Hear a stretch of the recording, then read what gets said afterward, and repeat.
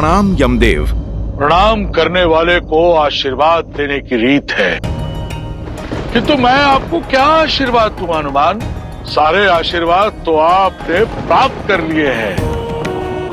बस आशा करता हूं कि आप उन आशीर्वादों का अनुचित प्रयोग न करें। शक्ति होती ही इसलिए है जो समय पड़ने पर काम आए, और मेरी दृष्टि में मैंने कभी भी किसी निर्बल को नहीं सताया, किसी के साथ अन्याय नहीं किया, बस अपना धर्म निभाया, जो है मेरे प्रभु और उनके परिवार की रक्षा करना। यदि मेरे प्रभु और उनके परिवार पर कोई संकट आएगा तो फिर मुझे मेरी शक्तियों का प्रयोग करने का पूर्ण अधिकार है। यदि मेरी भक्ति आपको अपराध लगी है तो वो भी स्वीकार है मुझे।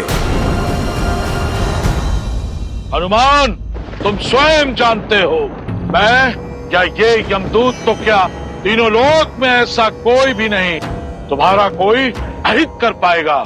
और जिन्होंने तुम्हें शक्तियां दी तो तुम उन्हीं के विरुद्ध खड़े हो जाओगे, तो ये तो कृतघ्नता होगी ना। तुम्हारी भक्ति उचित है, पर उसके लिए पूरी सृष्टि का संतुलन बिगाड़ देने का अधिकार तुम्हें कैसे मिल जाता है? देखिए यमदेव, मैं ठहरा वानर, मेरी सृष्टि तो बस मेरे प्रभु श्री राम ही हैं, और मैं हर मूल्य पर उनकी रक्षा करूंगा। आप यदि जानते हैं मेरी शक्ति तो फिर मेरा आग्रह मानते क्यों नहीं? आप लौट जाइए। मैं ये नहीं चाहता कि मैं किसी का अनादर करूं। अयोध्या की सीमा छोड़कर बाकी पूरी पृथ्वी है आपके पास। आपको अपनी सृष्टि का संचालन जैसे करना है आप कीजिए, कौन रोकता है आपको? बस इस अयोध्या में ये हनुमान आपकी नहीं चलने देगा। हनुमान, जिन देवों ने तुम्हें शक्ति दी है उन्हें शक्ति का अकाल नहीं पड़ गया है, पर यह लड़ाई महाविध्वंस की तरफ जाएगी, मानवता के विरुद्ध जाएगी, जो मैं टालना चाहता हूँ। तो टाल दीजिए ना, आप अयोध्या को छोड़ दीजिए, संकट चला जाएगा, संकट टल जाएगा। ये ठीक नहीं है हनुमान। मेरे लिए बस वही ठीक है जो मेरे प्रभु श्री राम के लिए ठीक है। तुमने कोई मार्ग नहीं छोड़ा हनुमान। तुम क्या सोचते हो कि काल के मार्ग में आओगे तो काल मार्ग बदल देगा? ये तुम्हारी भूल है, भूल। तो फिर आइए यमराज, अयोध्या की ओर कुदृष्टि डालने की आपकी ये भूल मैं सुधार ही देता हूँ।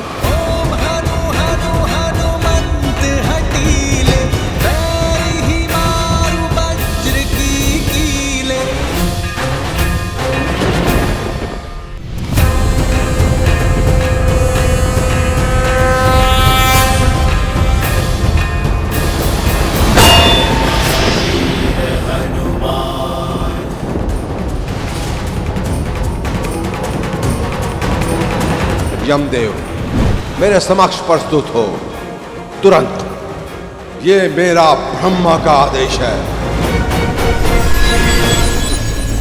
पहले यमदूत, फिर साक्षात यम का आगमन, अर्थात मेरा संदेह उचित था। इस पृथ्वी पर जो कुछ भी घटता दिख रहा है उससे अलग ही कोई योजना बना रही है नियति, जिसके विषय में मेरे भोले भाले प्रभु को भान नहीं। पर इस हनुमान के रहते कोई भी अनिष्ट नहीं होगा। जय श्री राम।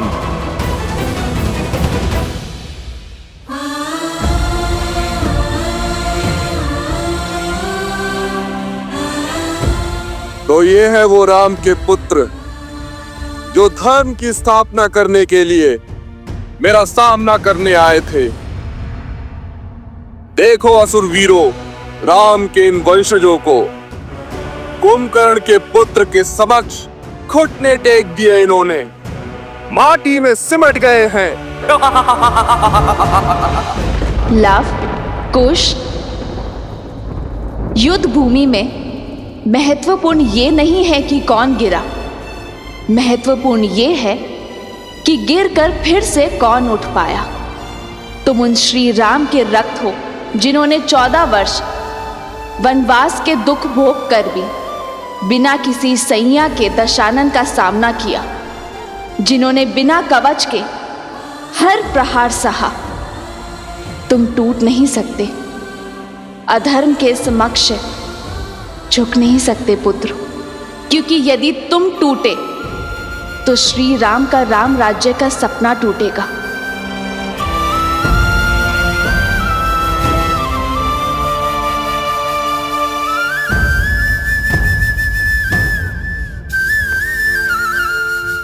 तुम झुके तो रघुकुल का सम्मान और तुम्हारी माता का अभिमान झुकेगा। जो इतने लोग श्री सिया राम में विश्वास करते हैं, उनका विश्वास टूट जाएगा। उठो पुत्रों। तुम दोनों केवल रघुवंश के अंश नहीं हो, धर्म के पथिक भी हो। और ये यात्रा केवल भ्रमण नहीं, यह अध्ययन है, संसार का भी और स्वयं का भी। क्योंकि जो स्वयं पर विजय पा लेता है, उसे संसार कभी हरा नहीं सकता।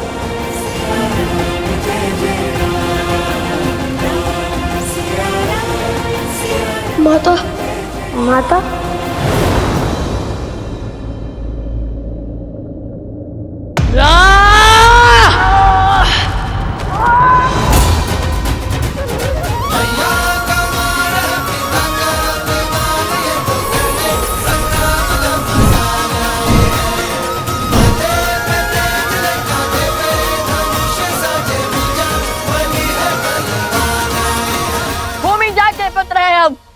भूमि शायद नहीं हुए, अपनी माता का आशीष ले रहे थे हम। आओ तो मैं भूमि जाके पुत्रों की शक्ति दिखाए। अब ये युद्ध तुम्हारे अंत के साथ ही समाप्त होगा। पिता का मार्ग चुना तो अंत भी वैसा ही होगा।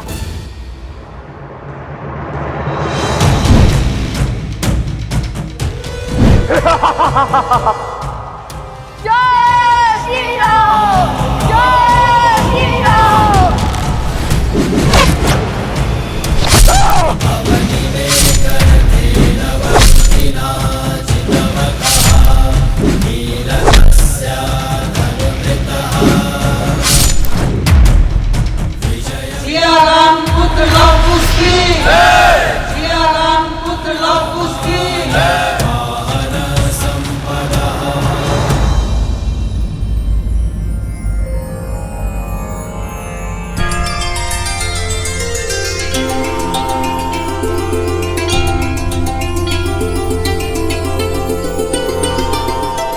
तुम्हारा मार्ग और तुम्हारी सोच अवश्य अनुचित है, किंतु तुमने अपना पुत्र धर्म निभाया है, इसलिए तुम इस प्रणाम के पात्र हो। हम देवताओं से आपकी मुक्ति की प्रार्थना करते हैं, बुरे से बुरे व्यक्ति में भी।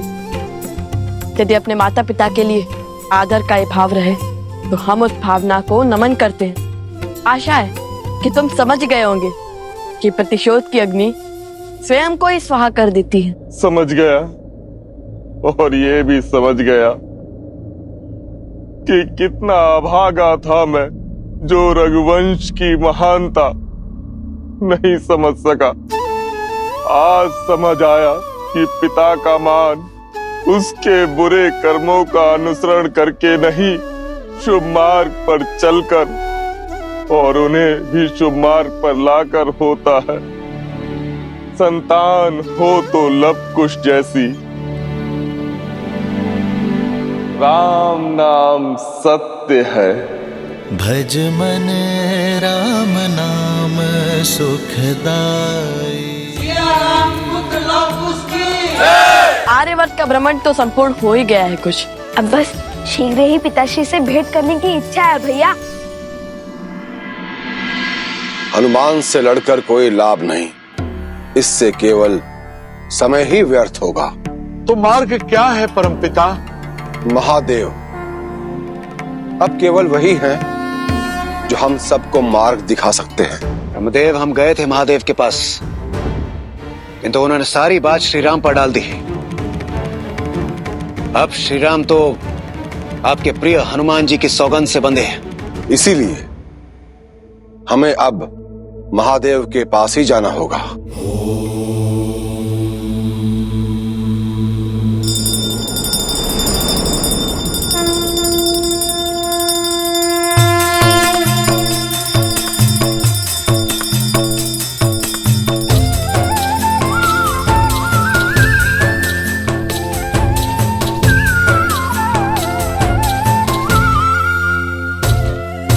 नमामि शम्भुं पुरुषं पुराणं नमामि सर्वज्ञं पारभावं नमामि रुद्रं प्रभुं शयन्तं नमामि शर्वं शिरसा नमामि। नमामि शम्भुं पुरुषं पुराणं नमामि सर्वज्ञं पारभावम्। ॐ नमः शिवाय। हर हर महादेव।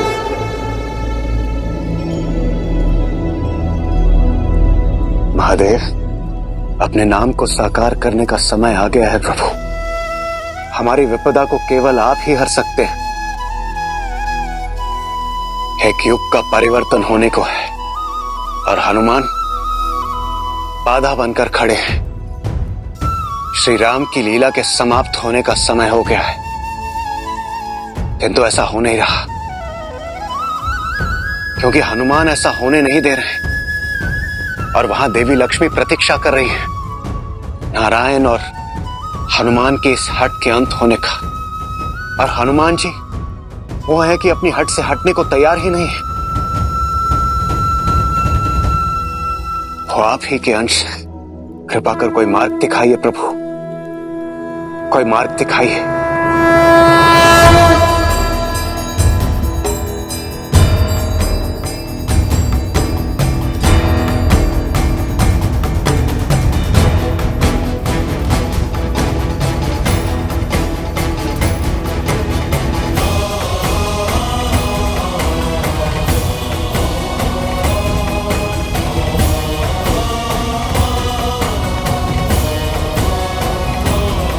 आदर्श और मर्यादा की है ये कथा महापावनम। काट मद श्री से मिला दे श्रीमद रामायणम।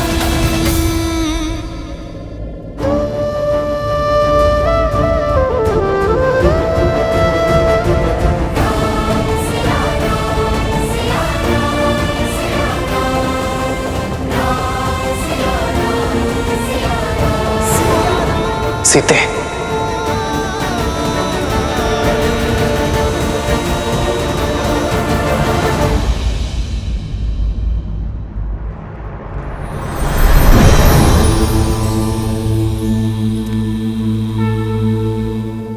प्रणाम आराध्य। प्रणाम महादेव। आप तो अंतर्यामी हैं, सब जानते हैं, परंतु फिर भी ऐसा कुछ है जिसे आपको स्मरण कराने के लिए मेरा यहां आना आवश्यक था। शेष की शैया सज्ज है, देवी लक्ष्मी भी प्रतीक्षा में है, परंतु केवल वही नहीं है जो नारायण की प्रतीक्षा कर रही है। एक नया युग आंखें फैलाए आपकी प्रतीक्षा कर रहा है। कई नए वचन, कई सीख, कई नए कालक्रम नारायण की अगली लीला की प्रतीक्षा में है। हे नारायण, ये ब्रह्मांड आपकी अगली लीला देखने के लिए सज्ज है, परंतु ऐसा हो नहीं पा रहा। मैं जानता हूं आप स्वयं हनुमान की प्रतिज्ञा से बद्ध हैं, परंतु कोई ना कोई मार्ग तो ढूंढना ही होगा ना, जिससे हनुमान की प्रतिज्ञा भी ना टूटे और सृष्टि का चक्र भी ना रुके। ये तो सर्वविदित है कि बल, छल, बुद्धि, युक्ति और ज्ञान विज्ञान से हनुमान को हरा पाना असंभव है। हनुमान यदि हारेंगे तो अपने श्री राम से। मैं आपका संकेत समझ रहा हूं आराध्य। एक नई कहानी एक नया युग, एक नया अवतार लेने का समय आ गया है। किंतु समस्या ये है कि इस बार बाधा कोई असुर या असुरी शक्ति नहीं, बाधा एक भक्त है। बाधा कोई छल या पाप नहीं, एक भक्त का असीम प्रेम है। महादेव, इस संसार में युगों युगों तक जब भी एक सच्चे भक्त का नाम लिया जाएगा, तब सर्वप्रथम हनुमान का नाम लिया जाएगा। जिसके मन में मेरा नाम बसेगा, मेरा हनुमान उसकी रक्षा करने के लिए सच होगा। और जब जब राम का नाम लिया जाएगा, हनुमान का नाम स्वयं उसके साथ जुड़ जाएगा। राम नाम की 108 माला पूर्ण करने का पुण्य एक भक्त को केवल हनुमान का नाम लेके ही मिल जाएगा। किंतु समय आ गया है महादेव कि एक भक्त ये जाने कि भक्ति शरीर की नहीं, भाव की होती है। शरीर के मोह और बंधन से मुक्त होकर ही भक्ति का वास्तविक सोपान चढ़ा जाता है, और वही उसका उचित मार्ग है। आप निश्चिंत हो जाइए महादेव, हनुमान की बाधा शीघ्र ही दूर हो जाएगी।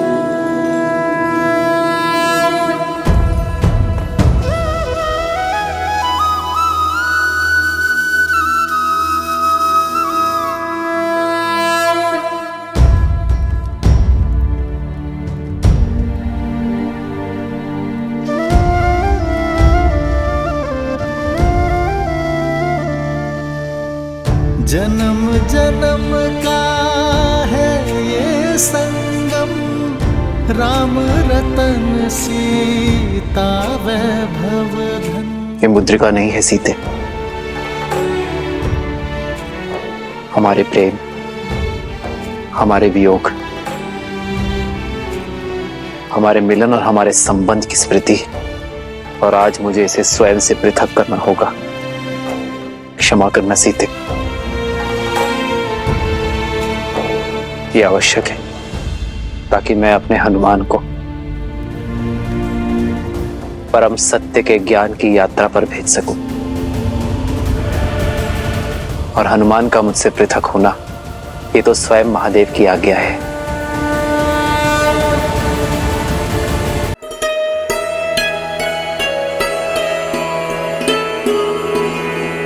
हनुमान।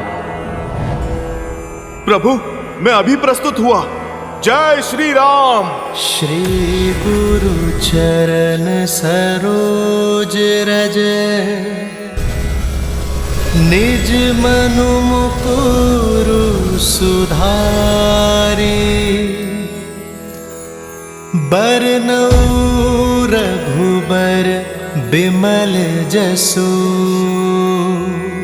प्रभु, सेवक प्रस्तुत है। जो दायक फल चारी।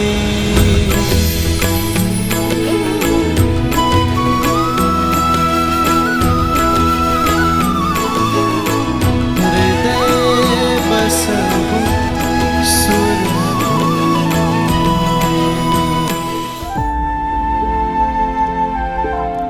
तुम मेरी इतनी चिंता क्यों करते हो हनुमान?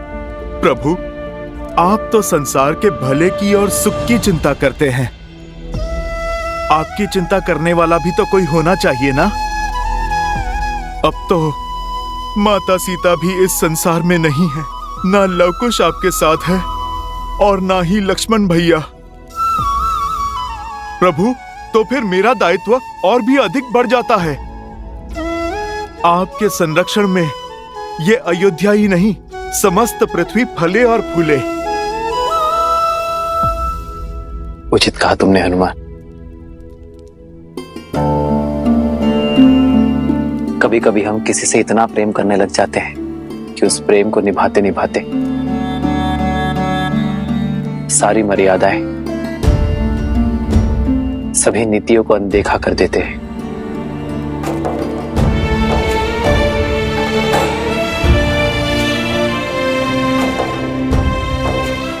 और फिर वो प्रेम लोभ में बदल जाता है, और लोभ उचित अनुचित के चयन का विवेक हर लेता है। प्रभु, हनुमान, मैं जानता हूं कि तुम मुझसे और अयोध्या से अत्यंत प्रेम करते हो, बल के साथ साथ बुद्धि और विवेक के भी स्वामी हो, और इसलिए मैं आशा करता हूं हनुमान कि तुम अपने चयन में विवेक का प्रयोग अवश्य करोगे, लोभ में पड़कर प्रश्न नहीं करोगे। आप तो मेरे स्वामी, माता पिता सब हैं, और पिता से प्रश्न नहीं पूछा जाता, बस आज्ञा ली जाती है। आप मुझे बताइए प्रभु कि आप क्या कहना चाहते हैं। हनुमान, मैं चाहता हूं कि तुम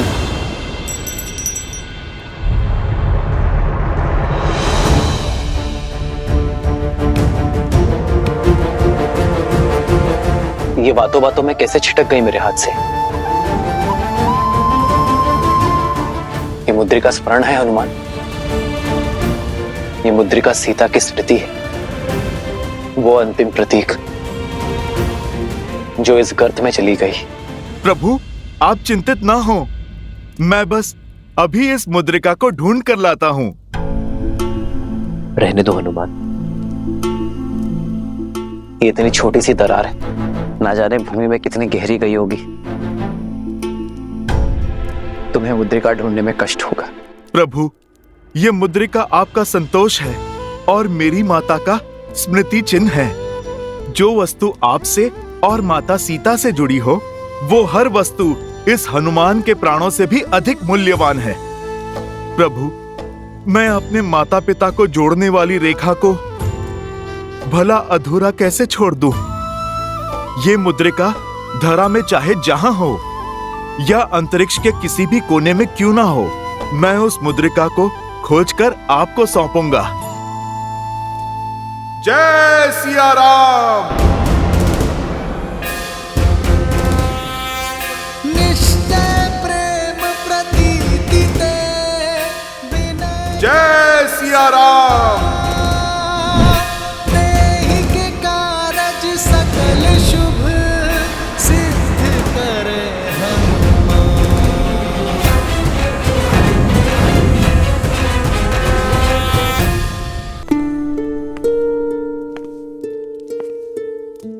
सिया राम।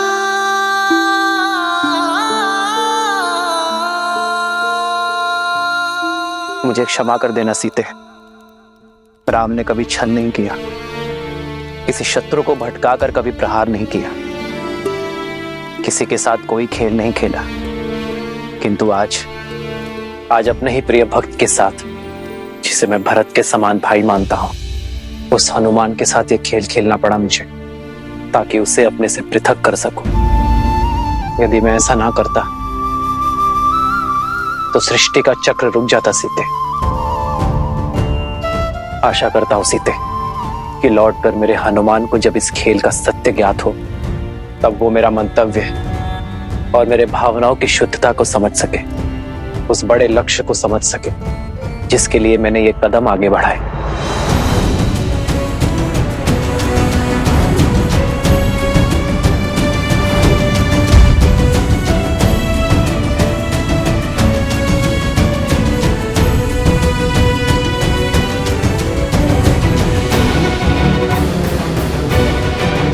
ये तो मैं बहुत नीचे आ गया हूं, पर मुद्रिका कहां है? मैंने वो सभी कार्य पूर्ण कर लिए सीते, जिसके लिए यह अवतार हुआ, और नियति का सत्य है कि उद्देश्य से पूर्व और उसके पूर्ण होने के पश्चात उस स्थान पर रहने की कोई आवश्यकता नहीं है। इसलिए यह आवश्यक है सीते कि मेरे वैकुंठ लौटने का समय निश्चित किया जा सके।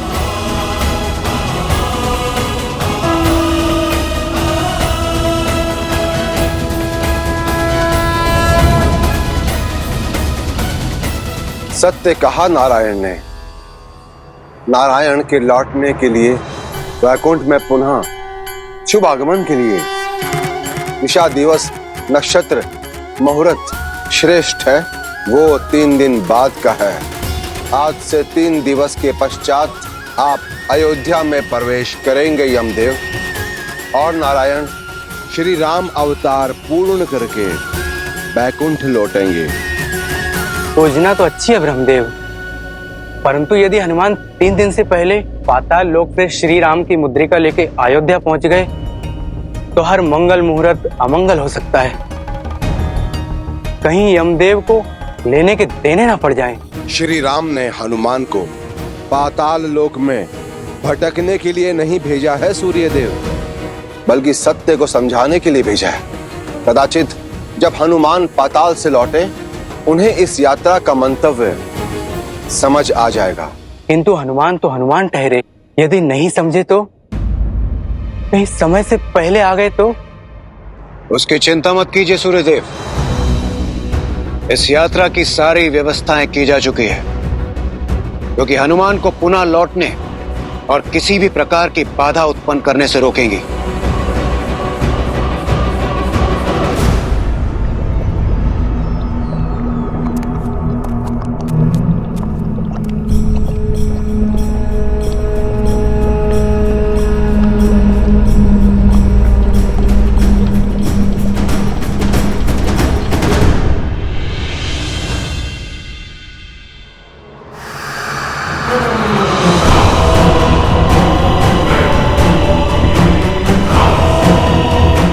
हमें तो भोजन मिल गया।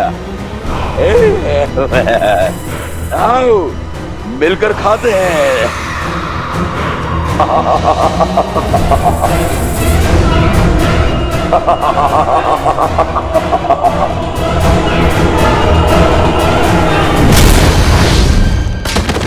जय महावीर हनुमान।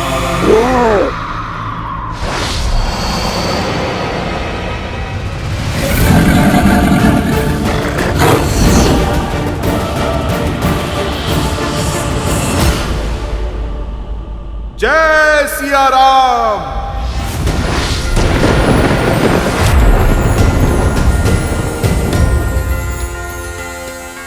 आक्रमण सामने से हो या फिर पीछे से, हनुमान सतर्क है। आगमन!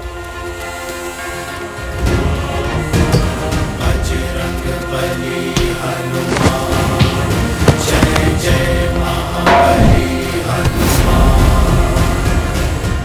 बता मेरे प्रभु की मुद्रिका कहां है? स्वर्ण मुद्रिका थी वो, चमकती हुई। बोल, देखा तूने?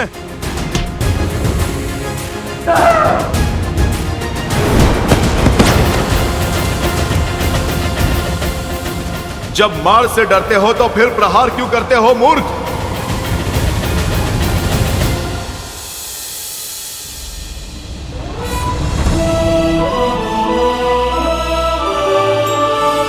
अयोध्या कुमार लोकुश की, अयोध्या कुमार लोकुश की, रघुनंदन सीता पुत्र लोकुश की, रघुनंदन सीता पुत्र लोकुश की। कुछ अनुभव किया कोई? सबके मुख पर एक मुस्कान है, किंतु आंखों में विचित्र सी हताशा भी। मुझे तो नहीं दिखता, बस उत्सुक हूँ शीघ्र पिताश्री से मिलने के लिए। अंततः कुछ समय मिलेगा उनके साथ बिताने को। उनके साथ बैठकर ढेर सारा राजभोग खाऊंगा दादी श्री के हाथ से। कुश,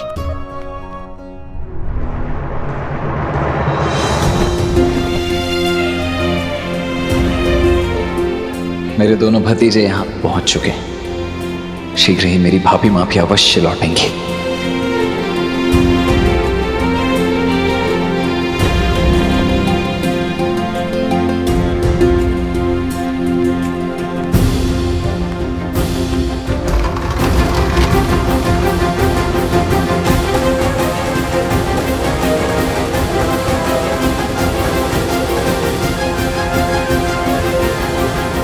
भैया, भैया, भैया, लवकुश भारत भ्रमण करके लौट आए हैं, आपसे मिलना चाहते हैं। बड़ी लंबी यात्रा करके आए हैं मेरे पुत्र, उनसे कहो पहले थोड़ा विश्राम करने, मैं उनसे बाद में मिलूंगा भरत।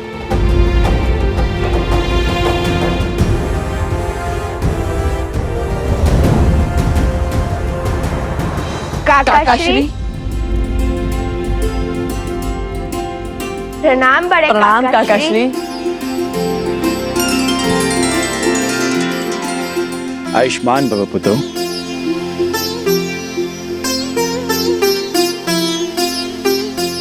और पिताश्री? भैया शीघ्र तुम दोनों से मिलेंगे। लंबी यात्रा करके आए हो, थोड़ा विश्राम कर लो, अपनी थकान मिटा लो। मैंने तुम दोनों के लिए स्वादिष्ट व्यंजनों की व्यवस्था करवाई है।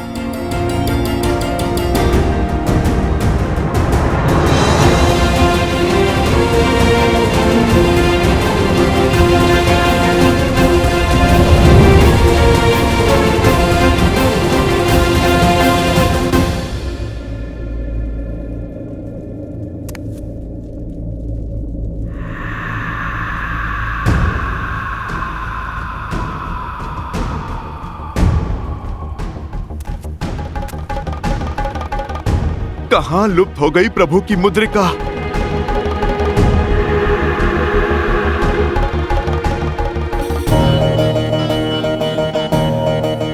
ये वीणा की ध्वनि?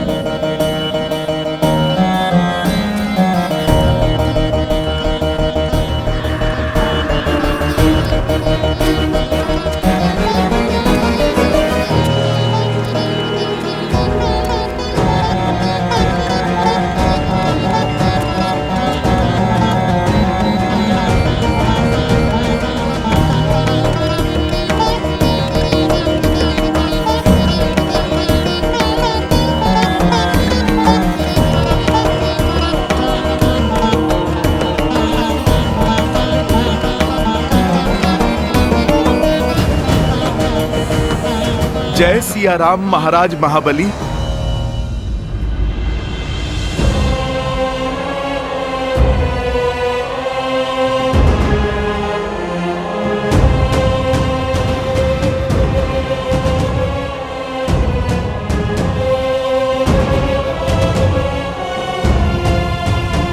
बहुत सुना था आपके विलक्षण वीणा वादन के बारे में, आज मुझे सुनने का भी सौभाग्य मिला। मेरी अनुमति के बिना मेरे राज्य में प्रवेश किया है तुमने, परिचय दो अपना। महाबली, मेरा परिचय तो आपने सुना ही होगा। धर्म के स्थापक प्रभु श्री राम का सेवक, उनका दास हनुमान हूं मैं। नियति संकट में है महाबली, जितना हो सके तुम्हें उतना समय व्यतीत करवाना होगा। ये मेरा सौभाग्य है कि आज स्वयं वीर बजरंग बली हनुमान मेरे लोक में पधारे हैं। ये तो विशेष दिन है। आपकी संगीत साधना में बाधा डालने के लिए मैं क्षमा चाहता हूं महाराज, किंतु एक आवश्यक कार्य आन पड़ा है। सबका संकट हरने वाले संकट मोचन हनुमान को आज मेरी आवश्यकता आ पड़ी, ये कैसे हो सकता है? आप सच में हनुमान ही है ना? कभी कभी सूर्य के आकाश में प्रज्वलित होते हुए भी धरती पर अंधेरा छा जाता है जब राहु उन पर ग्रहण लगाता है। बस आप समझ लीजिए, मैं भी उसी भांति एक दुविधा में फंसा हूँ। क्या है कि एक स्वर्ण मुद्रिका यहाँ कदाचित आपके लोक में आ गई है, जो मेरे प्रभु की और माता सीता की अंतिम स्मृति चिन्ह है। आप कृपा करके उसे ढूंढने में मेरी सहायता कर दीजिए। आदेश करे ब्रह्मदेव। नियति संकट में है महाबली, जिसके हल में तुम्हारी सहायता चाहिए। शीघ्र ही हनुमान कुछ ढूंढते हुए तुम्हारे लोक आएंगे। जितना हो सके तुम्हें उतना समय व्यतीत करवाना होगा, क्योंकि समय ही एक ऐसा तत्व है जो कठिन से कठिन परीक्षा ले सकता है। तुम्हें हनुमान को पाताल लोक में उलझाए रखना होगा, और हां, इस प्रकार कि उन्हें तनिक भी संदेह ना हो। महाबली, आप कहां खो गए? आप कुछ बताइए ना, क्या आप जानते हैं उस मुद्रिका के विषय में? युग भर पहले एक भूल हुई थी मुझसे। एक अपात्र को सहायता का वचन दिया था मैंने, और बदले में उसने मुझसे तीनों लोग छीन लिए। अर्थात आप मेरी सहायता नहीं करेंगे? सहायता अवश्य करूंगा, किंतु उससे पहले तुम्हें यह सिद्ध करना होगा कि तुम पात्र हो।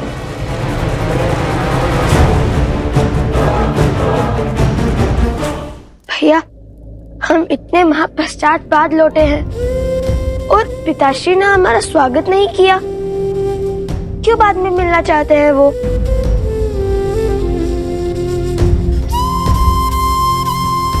वो केवल हमारे पिता ही नहीं, अयोध्या के महाराज भी हैं। किसी कार्य में व्यस्त होंगे। नहीं भैया, बात कुछ और लगती है। आपने कहा था ना कि प्रजा के मुख पर मुस्कान है, किंतु उनकी आंखों पर हताशा। वही मैंने भरत काकाश्री के मुख पर भी अनुभव किया। कुछ ऐसा है जो हमसे छुपाया जा रहा है। यदि हमारे आने का संदेश पिताश्री तक जा सकता है, तो हम क्यों नहीं जा सकते पिताश्री के पास?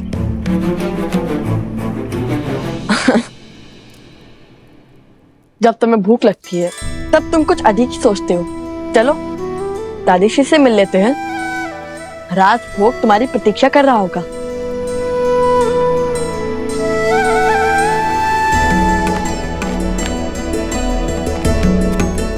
दादी माँ,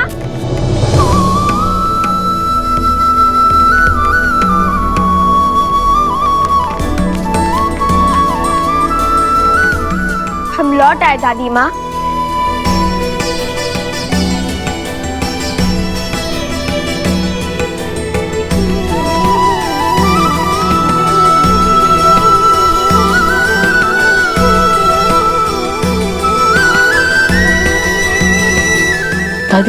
दादी माँ वो आप दोनों की आंखों में आंसू। आप दोनों रो क्यों रही है? क्या हुआ? वो पुत्र सही समय पर लौटे हो पुत्र। उत्तरदायित्व संभालने का समय आ गया है अब तुम्हारा। उत्तरदायित्व? क्या कह रही हैं आप? मैं समझा नहीं। तुम्हारे पिता राम ने देह त्यागने का निर्णय लिया है।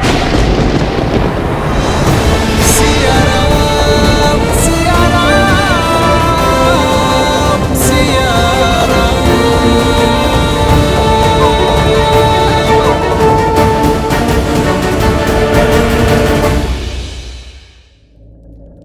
तुम्हारे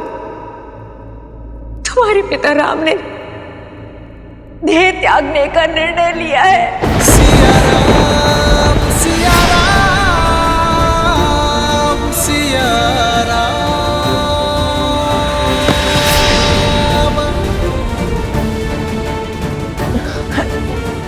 ऐसा नहीं हो सकता।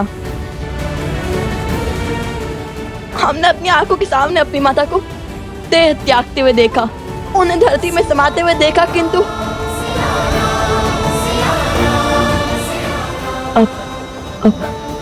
अब हम अपने पिता को जाने नहीं देंगे। हम उन्हें नहीं जाने देंगे। मेरे कुछ प्रश्नों के उत्तर देने होंगे तुम्हें। मैं सज्ज हूं, आप कृपा करके शीघ्र पूछिए। पहले सिद्ध तो करो कि तुम हनुमान हो या नहीं। अर्थात? कहा ना कि एक बार मैं चला गया हूं हनुमान। वामन के भेष में स्वयं नारायण मेरे समक्ष आए थे। उसी प्रकार हनुमान के भेष में कोई और भी तो आ सकता है, और बिना परीक्षा लिए मैं प्रभु श्री राम और माता सीता की अमूल्य स्मृति चिन्ह का रहस्य कदापि नहीं बता सकता। मैं अभी आपको अपना हृदय फाड़कर दिखा सकता हूँ कि मेरे मन में केवल मेरे प्रभु श्री राम और माता सीता ही बसते हैं।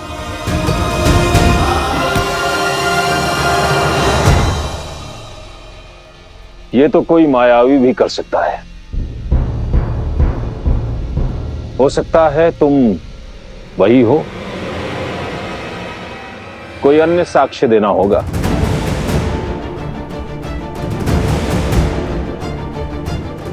कैसे सिद्ध करूं? आपको मुद्रिका के विषय में कुछ ज्ञात है भी या नहीं? आप कहीं मेरा समय व्यर्थ तो नहीं कर रहे? समय तो व्यर्थ तुम कर रहे हो हनुमान, मेरे प्रश्नों का उत्तर ना देकर। पहले सिद्ध तो करो कि तुम हनुमान हो या नहीं।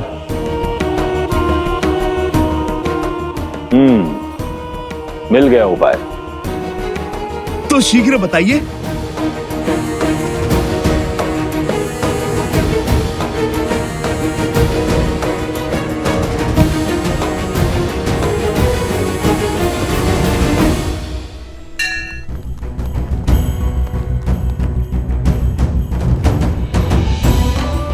काकाश्री,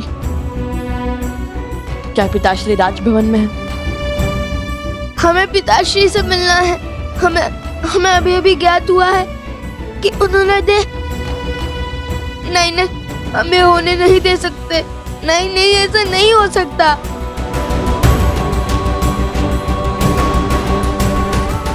ऐसा होने कौन देना चाहता है पुत्रों? कोई भी तो नहीं। कैसे बताऊं मैं कि मैंने स्वयं को किस प्रकार संभाला है? भाई अचानक सब कुछ दान कर देने का निर्णय। नियति कहती है भरत कि जिस दिन कुछ दान ना दिया जाए वो दिन नहीं है भरत। आप सत्य में एक के बाद एक महान उदाहरण प्रस्तुत कर रहे हैं भैया। जैसे आर्यवर्त के सारे ऋषि उपस्थित हैं और अपने गुरुओं को समर्पण के बाद जो आपके पास शेष है उससे तुम्हारे प्रेम और स्नेह के अतिरिक्त कुछ नहीं है जो मेरा है भरत। क्या लेकर जा सकता हूं मैं स्मृति, प्रेम और स्नेह के अतिरिक्त? श्री रामचंद्र कृपालु भजु मन हरण भव भय दारुणम नव कंज लोचन कंज मुख कर कंज पद कंजारुणम कंदर्प गणित अमित छवि नव नीला नीरज सुंदरम श्री राम राम राम श्री राम। रघुकुल की ओर से राम का नमन स्वीकार करे ऋषिवर। मैं दशरथ पुत्र राम आप सभी का आभारी हूं कि आपने मेरी इस यात्रा में मेरा साथ दिया, मेरा मार्गदर्शन किया। यह आप ही का तप, त्याग और आशीर्वाद है जिसके कारण यह आर्य भूमि आज राक्षसों के आतंक से मुक्त हुई। यह आप ही के ज्ञान का प्रताप है जिससे आज राम राज्य में हर ओर आनंद है, संतोष है, लोग निरोग हैं, छल से रहित है। आप सबका ये ऋण मैं और रघुकुल कभी नहीं चुका सकते और इसलिए आभार स्वरूप मैं वो सारी धन संपत्ति आपको भेंट करना चाहता हूं जिसका मैंने आज तक संरक्षण किया है। मैंने अपने सभी लक्ष्य, सभी उद्देश्यों को पूर्ण कर लिया है और नियति की मांग है कि अब ये उत्तरदायित्व आने वाली पीढ़ी संभाले। और इसलिए आज मैं अपनी अंतिम यात्रा की घोषणा करता हूं। रघुकुल का कल्याण हो, कल्याण हो, कल्याण हो। श्रीमद् रामायण श्री राम श्री राम श्री राम श्री राम। तुम दोनों उनके पुत्र हो, उनके अंश हो तुम दोनों। पर मैं उनसे जन्मा नहीं, किंतु फिर भी उनकी संतान ही हूं। भैया ने मुझे सदैव एक पिता के समान संभाला है और मैंने भी उन्हें अपने पिता महाराज दशरथ की भांति ही सम्मान दिया। उनका प्रेम इस सीमा तक है कि उन्होंने स्वयं मुझसे अपने आप से दूर कर दिया ताकि मुझे मन के कष्ट न सहने पड़े। एक वचन मैं निभा रहा हूं तो दूसरा वचन तुम निभाओ भरत। अयोध्या की सेवा करो। मेरे भाग्य में तो संतों की सेवा का सुख और असुरों के आतंक का अंत करना है। मेरा मार्गदर्शक तो स्वयं धर्म है और मैं उसी के दिखाए पथ पर चलूंगा। मैं आज भी उनकी आज्ञा के विरुद्ध नहीं जा सकता।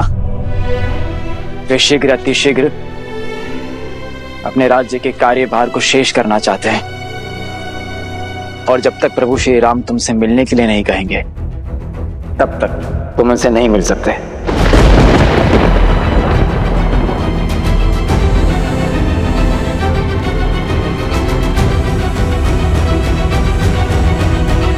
फिर वो जब तक हमें स्वयं नहीं बुला लेते तब तक मैं यही खड़ा रहूंगा। लव, समझाओ इसे कि हट ना करे।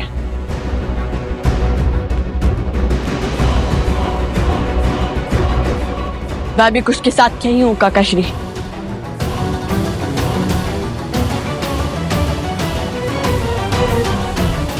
बोलिए महाबली, क्या उपाय है? तुमने हमारा वीणा वादन सुना, मुझे देख पहचान भी लिया, अर्थात तुम भी तो संगीत के अद्भुत ज्ञाता हो। मैं जितने राग बजाऊंगा तुम्हें उनका नाम बताना होगा। यदि तुम वही हनुमान हो जिसे साक्षात सूर्य ने शिक्षा दी है तो पहचान ही लोगे। ठीक है, मुझे स्वीकार है, आप बजाइए।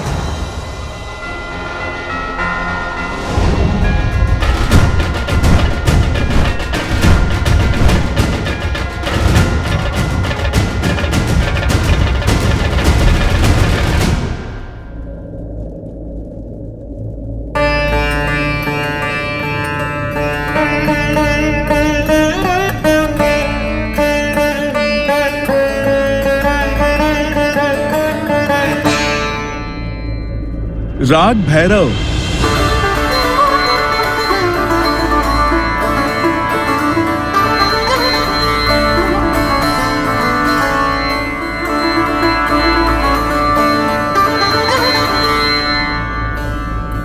राग मेघ।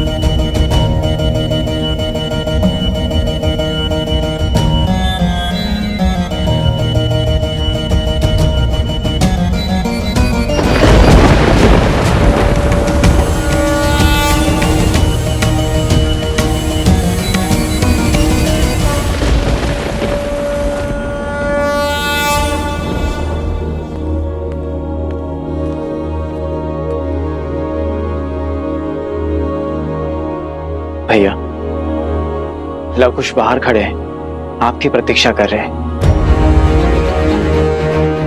अपनी हट पे अड़े हुए बालक, जब तक आप नहीं मिलेंगे तब तक वैसे ही तेज वर्षा में भूखे प्यासे खड़े रहेंगे।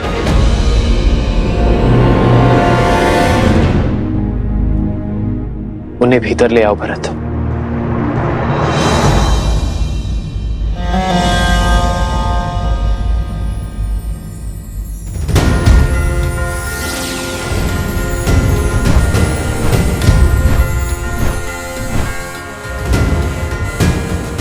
मैंने हर राग का नाम बता दिया। अब तो आपको विश्वास हो गया ना कि मैं कौन हूं? तुम्हारी भक्ति और निष्ठा श्री राम के प्रति अतुलनीय है हनुमान। उस पर किंचित मात्र संदेह नहीं किया जा सकता। मैं तो बस जाओ, मुद्रिका वहां उस ओर है।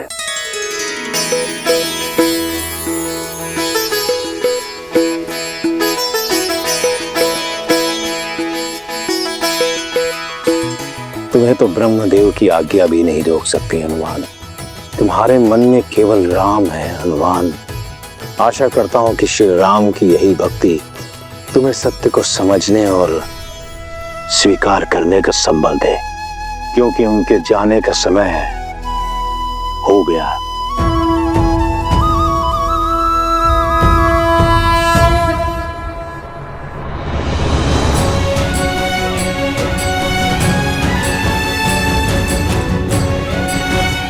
आओ पुत्र।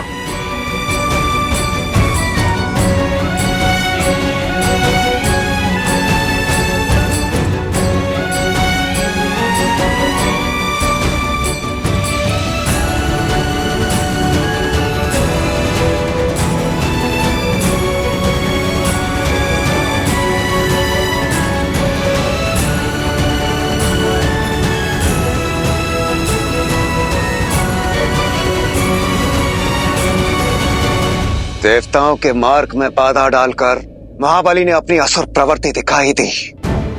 अरे इतनी शीघ्र हनुमान को मुद्रा का मार्ग बताने की आवश्यकता क्या थी? वो थोड़ा और विलंब कर सकते थे क्या? कुछ समय के लिए रोक नहीं सकते थे वो? जो हर परीक्षा में खरा उतरे उसे अधिक समय तक रोकना ठीक नहीं। यदि इतनी परीक्षा के बाद भी हनुमान को यदि सत्य न बताया गया होता तो महाबली के लिए संकट जन्म ले सकता था। फिर भी उन्होंने बहुत समय तक हनुमान को रोके रखा। किंतु ब्रह्मदेव, चिंतित क्यों होते हो देवराज? पाताल लोक में केवल महाबली ही तो नहीं है जो हनुमान को विलंब कराएं।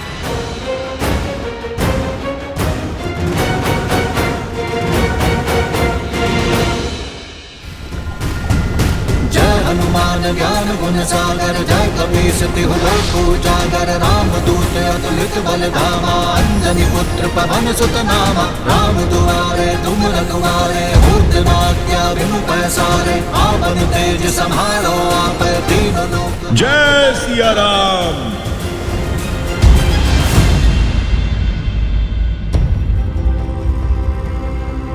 प्रतीत होता है प्रभु की मुद्रिका यहीं पहुंच गई है।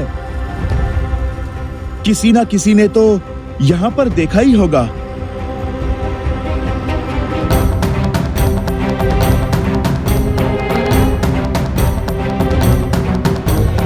नागदलपति, कोई आ रहा है। लगता है फिर से असुर आ रहे हैं, सावधान रहो। एक क्षण, ये तो वानर लग रहा है। मूर्ख मत बनो। कोई वानर यहां कैसे आएगा और क्यों? असुर बड़े मायावी होते हैं। अवश्य यह हमें भ्रम में डालने के लिए कोई वानर का रूप धरकर यहां पर आ रहा है।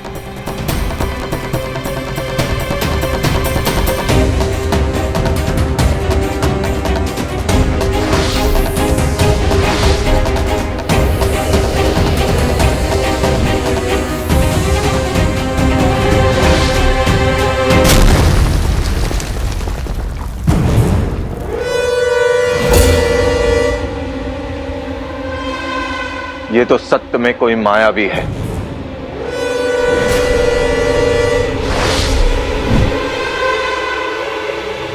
आक्रमण!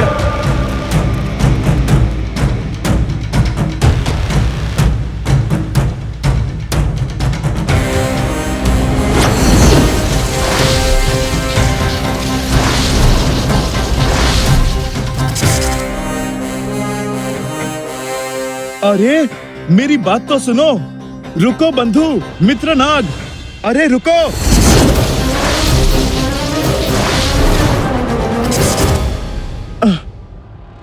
तुम तो समझ ही नहीं रहे। अरे रुको तो सही। जय महावीर हनुमान। कह दीजिए पिताश्री कि ये असत्य है। आप कहीं नहीं जा रहे हैं। क्या सिया का राम कभी असत्य बोल सकता है? हमें सत्य स्वीकार नहीं। स्वीकारना होगा पुत्र। नियति के चक्र से कोई नहीं बच सकता। नियति होती है सृष्टि के उत्थान के लिए। जब पूरी सृष्टि आपके मार्गदर्शन की अपेक्षा करती है, तब नियति आपको कैसे?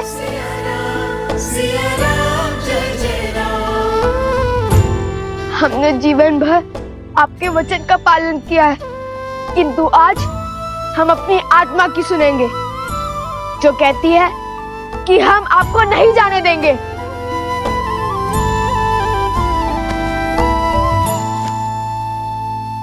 नियति बहता जल है पुत्र,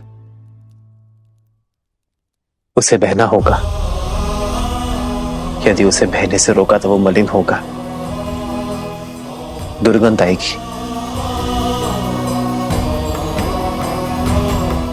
संसार में नए पेड़ पौधे पनपे हैं, इसलिए यह अति आवश्यक है कि पुराने वृक्ष उन्हें स्थान दे। और यदि संसार के लिए कुछ घातक है तो वो है इस चक्र को रोकना। हमें अपनी बड़ी बड़ी बातों में मत बहलाइए। हम भगवान वाल्मीकि के शिष्य हैं, नहीं सुनना हमें ही सत्य। लव, मेरी बात सुनो पुत्र। यदि माता सीता का वनवास जाना, आपका रघुवंश से बिछड़ना, यदि ये सब नियति है तो भ्रम है यह नियति। क्योंकि संसार के लिए व्यक्ति उसके लिए गए चयन से चलता है, नियति से नहीं। यदि हमारे पितामह और आपके पिता महाराज दशरथ का वचन निभाने के लिए आप वनवास न चुनते तो ये सब कभी ना होता। यदि हम अश्वमेध यज्ञ के अश्व को रोकने का चयन ना करते तो माता सीता और आपको पुनर्मिलन कभी ना होता। यदि अयोध्यावासी हमारी माता से अग्नि परीक्षा की मांग न करते तो माता हमारे बीच में होती। किंतु सबके चयन का ही तो है पिताश्री, और हमारा चयन ये है कि हम आपको कहीं नहीं जाने देंगे।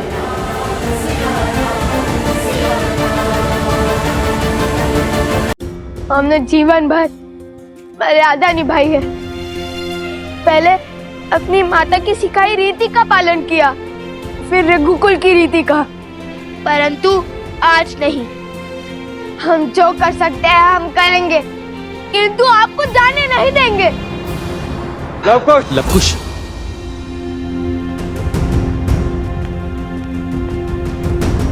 अयोध्या नरेश की आज्ञा का उल्लंघन नहीं कर सकते तुम दोनों। प्रभु श्री राम के चयन पर उंगली नहीं उठा सकते। रुको लवकुश। भरत, नहीं।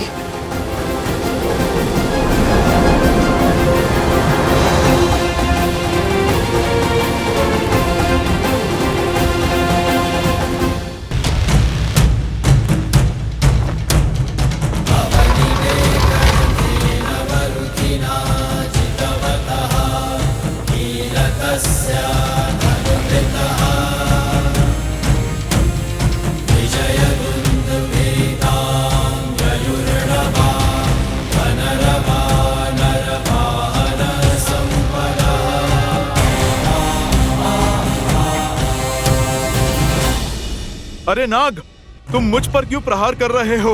मैं कोई असुर नहीं हूं।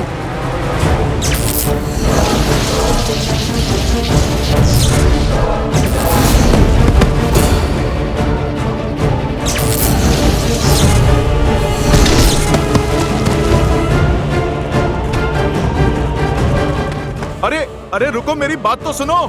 मैं प्रभु श्री राम का दास हनुमान हूं।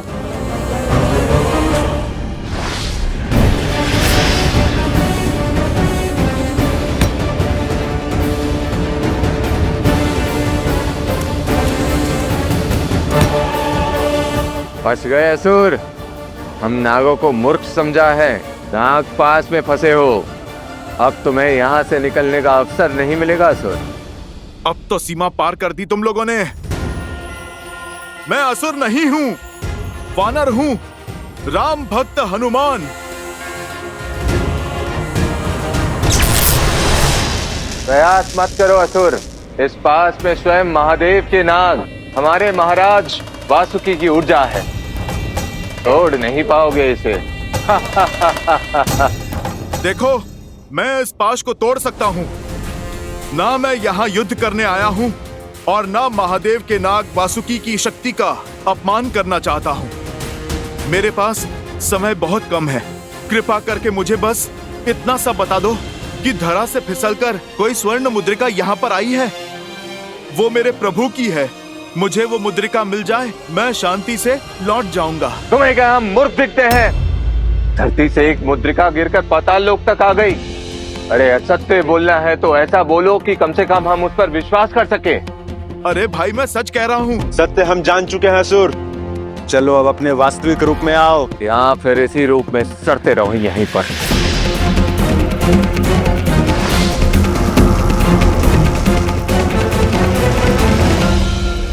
बहुत हुआ। अब तक मैं शांत था क्योंकि तुम लोग सत्य नहीं जानते थे। अब सत्य जानने के पश्चात भी तुम लोग रामकाज में बाधा बन रहे हो और ये हनुमान कदापि नहीं सह सकता। महादेव, आप मुझे क्षमा कीजिएगा। जय सिया राम।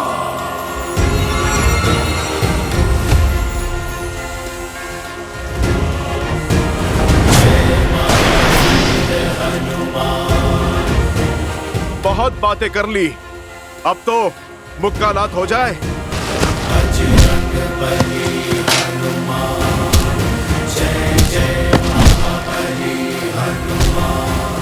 अब इससे बचकर दिखा दुष्ट असुर।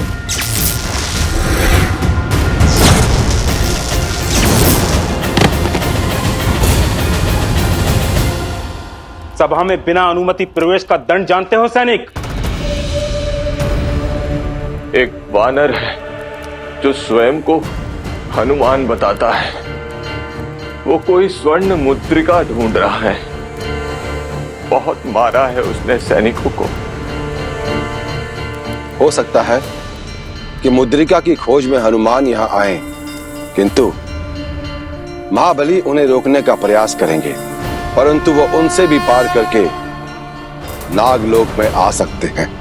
तो किसी भी मूल्य पर तुम्हें कम से कम 3 प्रहर से अधिक समय तक हनुमान को बिना ज्ञात हुए उन्हें रोके रखना है, ताकि श्री राम अपने शरीर का त्याग कर बैकुंठ धाम लौट जाए और अगले युग का आरंभ हो। शिवांश है वो, उन्हें अकारण रोकना अत्यंत कठिन होगा। तुम्हें बस हनुमान के राम काज में विलंब डालना है और कारण अनेकों हैं।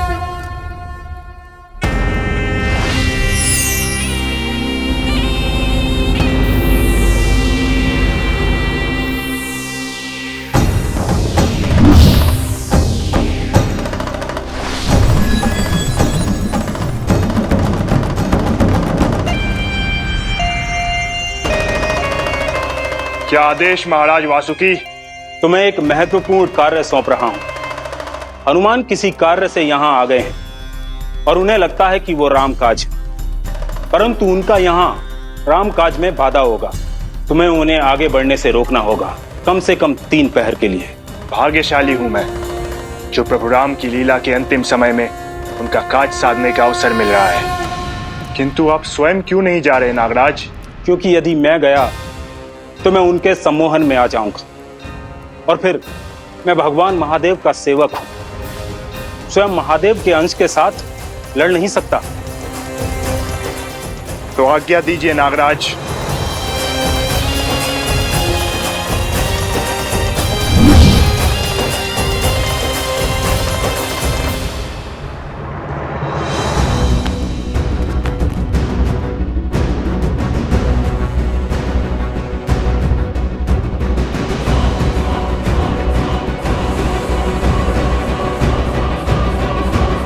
उचित कहा तुमने कुश। यदि नियति की ये मांग है कि काल अयोध्या में प्रवेश करे, यदि वो ये चाहती है कि हम देव रघुकुल पर अपनी दृष्टि डालें, तो ठीक है, हम यमदेव से युद्ध छेड़ देंगे।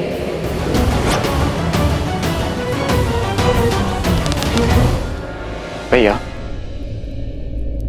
मुझे जाने दीजिए, मैं समझाता हूं उन्हें। वो कौशल राज का भविष्य है। ऐसे स्वच्छंद व्यवहार करके रघुकुल की रीत नहीं तोड़ सकते। उन्हें सीखना होगा कि अपनी भावनाओं पर नियंत्रण कैसे पाया जाए। एक दिन पूरा राज्य उनके हाथों में होगा।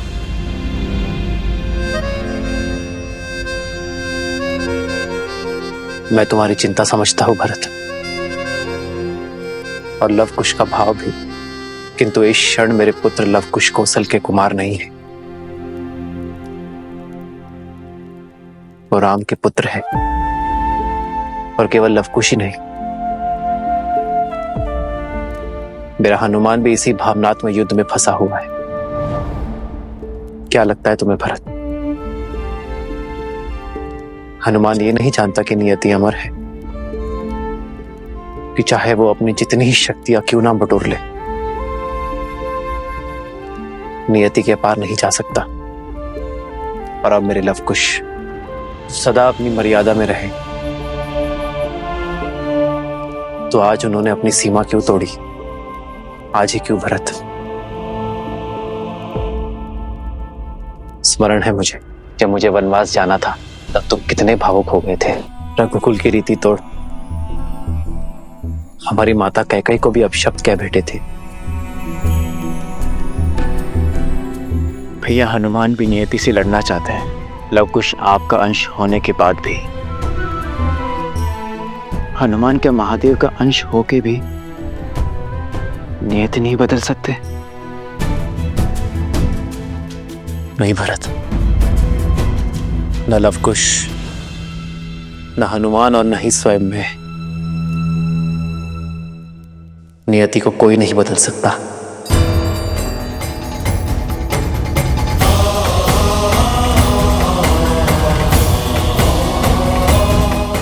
क्योंकि जैसे हर कर्म का फल होता है, वैसे ही हर व्यक्ति को नियति के नियमों का पालन करना पड़ता है, कि चाहे मनुष्य हो या देवता। नियति के चक्रव्यूह से कोई बाहर नहीं जा सकता।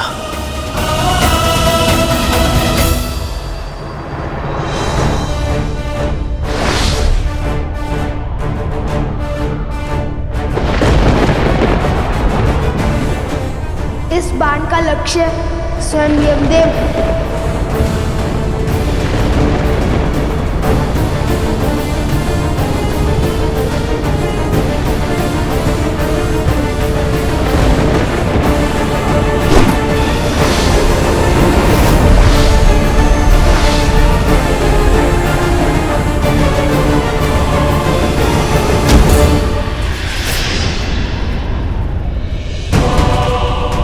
जाओ लेकर आओ।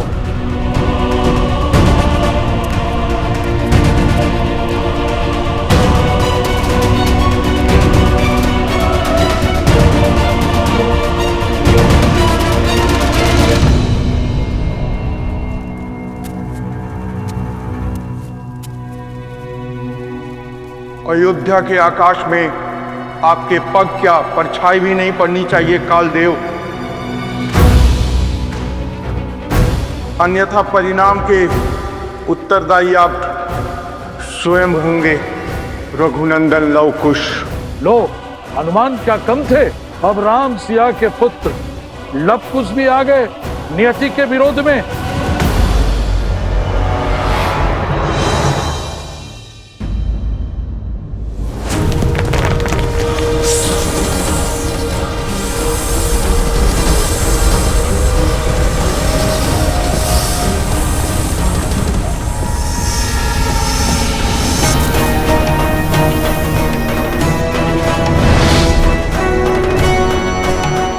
प्रणाम स्वीकार करें महाबली हनुमान, मैं आपका भक्त हूं।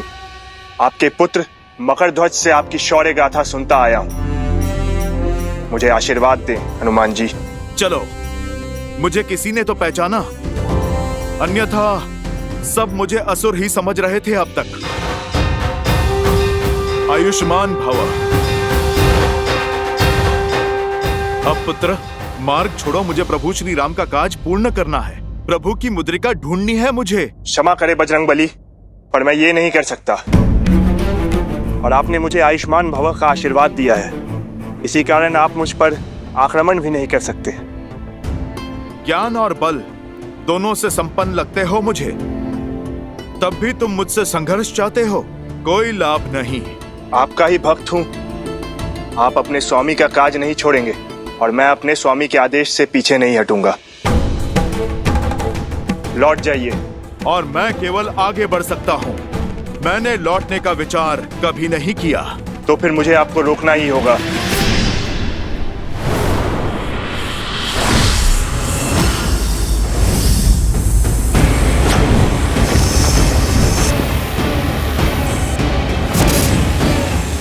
जय सिया राम।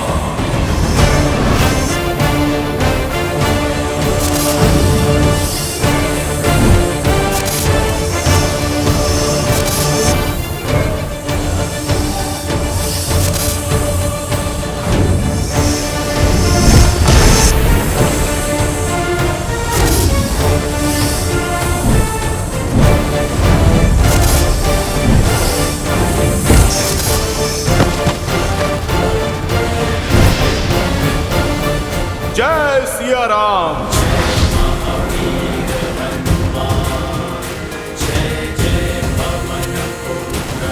रुक जाइए, नागराज की आज्ञा है ये। मैं आपको रोक के रहूंगा। ओह, तो नागराज ने मुझे रोकने का आदेश दिया है, पर ऐसा क्यों?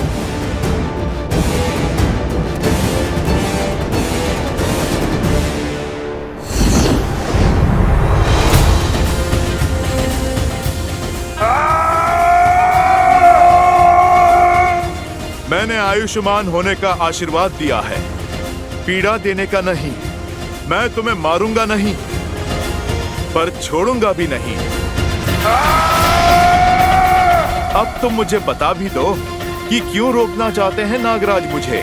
वो आपको 3 प्रहर रोकना चाहते हैं, आपका समय व्यर्थ करने के लिए।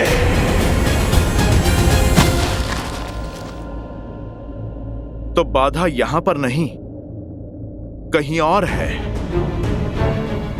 प्रश्न मुद्रिका का नहीं, कुछ और है।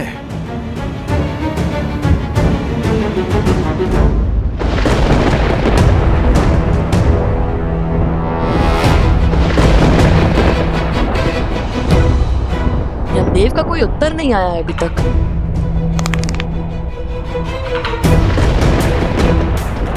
यमदेव, आपको हमसे मिलने आना ही होगा।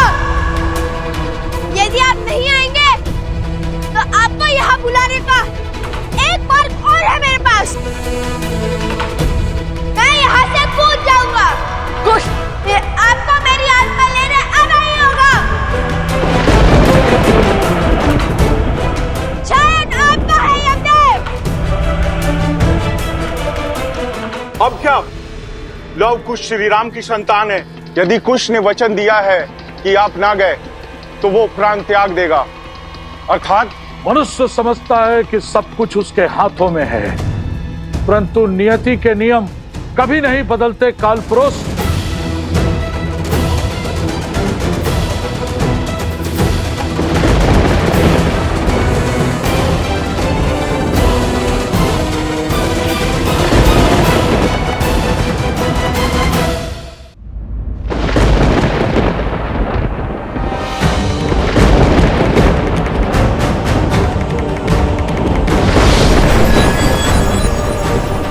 प्रणाम धर्मराज। तुम दोनों ने मुझे यहाँ बुलाया, मैं आ गया। हमने आपको यहाँ बुलाया है क्योंकि अयोध्या वासियों की रक्षा आपके हाथों में है। देव नियति के सेवक हैं, स्वामी नहीं। मैं भी भले ही मृत्यु का देव हूँ, लेकिन काल का निमित्त मात्र हूँ। मैं जो भी करता हूँ ब्रह्मदेव के आज्ञा के अनुसार करता हूँ। मुझसे युद्ध करके या ललकार कर तुम्हें कुछ प्राप्त नहीं होगा। ठीक है, यदि आप ब्रह्मदेव की आज्ञा का पालन करते हैं तो हमें ब्रह्मदेव से बात करनी होगी। और वो कैसे करोगे? देव आते हैं तो कुछ फल देकर जाते हैं। अब इसका हल भी आप ही बताएंगे। ब्रह्मदेव को 108 हवन का दान करो, इससे जग का कल्याण होगा और जगत पिता प्रसन्न होंगे। किसी न किसी रूप में तुम तक वो अपनी बात पहुंचा ही देंगे लवकुश।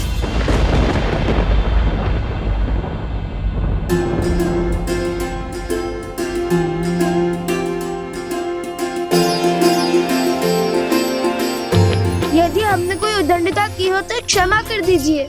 हमारा मार्गदर्शन करने के लिए धन्यवाद।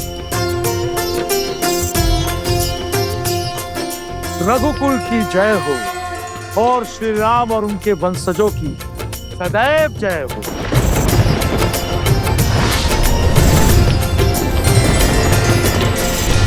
हमें ब्रह्मा जी को प्रसन्न करने के लिए पूरी अयोध्या की जनता के साथ ये यज्ञ करना होगा, तभी 108 कुंडों में एक साथ ही यज्ञ हो पाएगा। भैया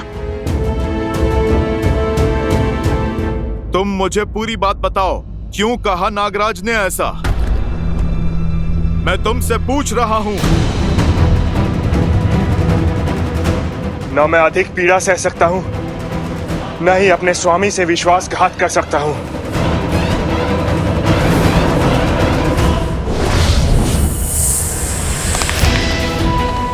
तुम्हारे पास मेरे प्रश्न का उत्तर नहीं है तो मेरे यहां रुकने का कोई कारण नहीं है। अब मुझे सब समझ आ रहा है। कोई योजना है, ये कोई षड्यंत्र है मेरे प्रभु श्री राम के पास से मुझे दूर करने का। मुझे प्रभु श्री राम के पास लौटना है। आप दोनों की भक्ति और तप बल को हम सब मानते, पर श्री राम का निर्णय हमारी नियति है। भला हम उनके विरोध में कैसे जा सकते? क्या ये धर्म होगा? जब एक राजा अपनी प्रजा की सुरक्षा न कर पाए तो वो अधर्मी कहलाता है। यदि प्रजा भी अपनी राजा की सुरक्षा न कर पाए तब क्या वो अधर्म नहीं है?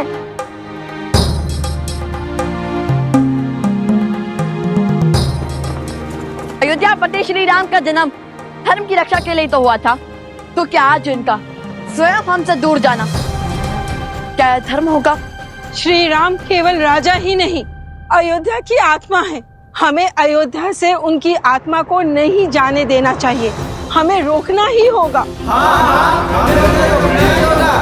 हम आपके साथ हैं, आदेश दीजिए, धर्म पथ पर बढ़ा कैसे जाए?